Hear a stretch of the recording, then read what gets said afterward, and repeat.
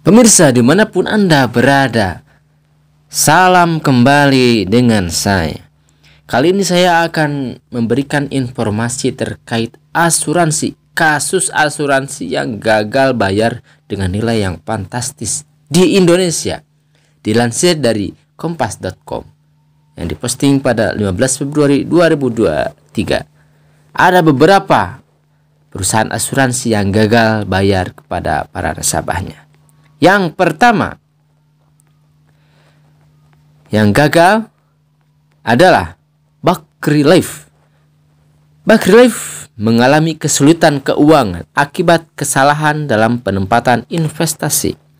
Perusahaan asuransi milik grup Bakri ini terlalu agresif menggelontorkan dana nasabah di pasar modal. Imbasnya Bakri Life harus menanggung defisit karena jatuhnya nilai investasi mereka di pasar modal. Manajemen Bakri Life sendiri telah menjanjikan pembayaran ganti rugi secara bertahap, tapi catatan saja, sejak dinilai gagal bayar pada 2009, Bakri Life memiliki total kewajiban kepada nasabah sebesar 400 miliar rupiah. Luar biasa banyak sekali pemirsa. Uang yang luar biasa itu. Kemudian, seperti dikabarkan, sampai tahun 2014 masih ada sekitar 200 nasabah pemilik dana 270 miliar rupiah yang pembayarannya belum juga dilunasi perusahaan asuransi tersebut.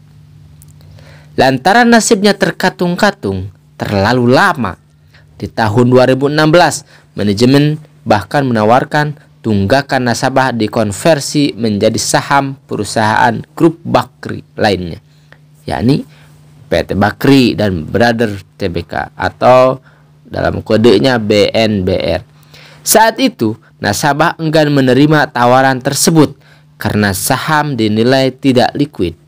Kemudian perusahaan asuransi yang kedua yang gagal bayar adalah Bumi Asih Jaya. Otoritas Jasa Keuangan atau OJK mencabut izin usaha PT Asuransi Jiwa Bumi Asih berdasarkan keputusan Dewan Komisioner OJK pada 18 Oktober 2013. Perusahaan yang didirikan pada 14 September 1967 ini dinilai tidak mampu lagi memenuhi ketentuan yang berkaitan dengan kesehatan keuangan. Di antaranya adalah rasio kecukupan modal atau risk-based capital. OJK mencatat Bumi Asih punya utang senilai 85,6 miliar rupiah dari 10.584 memegang polis, baik polis asuransi perorangan maupun kumpulan. Perusahaan tidak dapat menambah modal melalui pemegang sahamnya sebesar 1,06 triliun rupiah. Asuransi Bumi Asih Jaya juga telah mengundang investor baru dan mengalihkan portofolio kepada perusahaan asuransi lainnya, tetapi tetap gagal pemirsa. Kemudian yang ketiga nih, yang sekarang terungkit masalahnya lagi, Jiwasraya. Kasus gagal bayar yang menghantam PT Asuransi Jiwasraya juga bermula dari masalah penempatan dana investasi. Jiwasraya mengalami gagal bayar polis kepada nasabah terkait produk investasi saving plan. Produk tersebut adalah asuransi jiwa berbalut investasi hasil kerjasama dengan sejumlah bank sebagai agen penjual. Luar biasa nih kasus Jiwasraya ini. Perusahaan asuransi plat merah ini tidak sanggup memenuhi kewajiban pembayaran yang mencapai 12,4 triliun rupiah. Wow, fantastis sekali. Dalam laporan keuangan yang Jiwasraya, aset berupa saham pada Desember 2017 tercatat sebesar 6,63 triliun rupiah. Menyusut drastis menjadi 2,48 triliun pada September 2019. Drastis banget ini. Kondisi kinerja investasi yang terpuruk ini membuat rasio kecukupan modal sampai minus menjadi 805%. Seiring berjalannya kasus, Kompas.com mencatat kerugian negara dalam skandal korupsi Jiwasraya sebesar 16,81 triliun. Wow. Saat ini Jiwasraya tengah menjalani proses migrasi ke polis entitas IPG Life guna menyelamatkan perusahaan itu. Namun demikian, masih diperlukan tambahan modal dari penyertaan modal negara dan holding IPG untuk dapat mengalihkan seluruh aset ke IPG Life. Luar biasa ini. Yang keempat adalah Bumi Putra 1912. Asuransi Jiwa Bersama atau AJB Bumi Putra 1912 mengalami kesalahan pengelolaan perusahaan yang menyebabkan perusahaan mengalami keterlambatan pembayaran klaim.